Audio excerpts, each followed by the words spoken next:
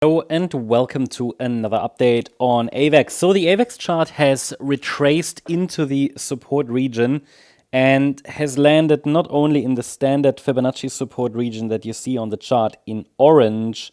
No, it's also reacted to the blue zone. So we've reached that blue zone and we've seen a reaction, and that zone is based on Fibonacci extensions, not just retracement. So it's a little bit more precise because the blue zone, defined between $18.24 and $19.66, is based on the internal wave structure of the decline. So measured against the length of the A wave compared with the length of the C wave. And yeah, I mean, watching if the bulls turn up here, they could do.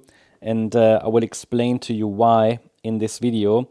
Currently, the idea is that the pullback is a 3-wave move. The move up looks a bit like a 5-wave move, and that means there's a good chance that support holds. The support area, the broader support area, is defined between $16.08 and $19.32. That's obviously a wide area, a large area, and it's important to understand that should the market break below the blue zone, it can do that.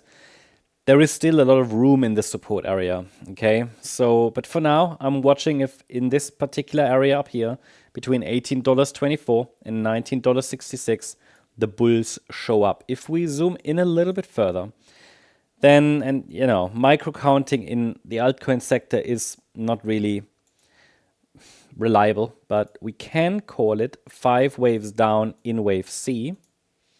So all that means is that the move down could technically be completed. I can make a case for it. I can label it complete. I can call it complete just technically, but that doesn't mean that the market needs to turn around. There is no guarantee for reversal, and a completed wave count to the downside doesn't guarantee an upside reversal, but it's prepared. The chart is prepared. The bulls just need to turn up. And a break above the last swing high at around $20.26 would be a first indication a low is in this B wave.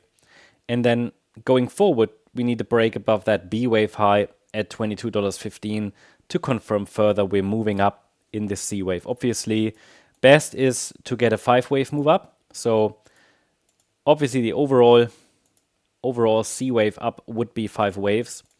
But within wave 1, we should also see 5 waves. So when we get these 5 waves done, followed by a wave 2 pullback, a higher low, well, that is precisely what we need to see to confirm that wave C has started. And then the third wave should take us into the resistance area, possibly closer to $29 to $33.91. For now, all we see here is a small reaction to the 123.6 extension at $19.10.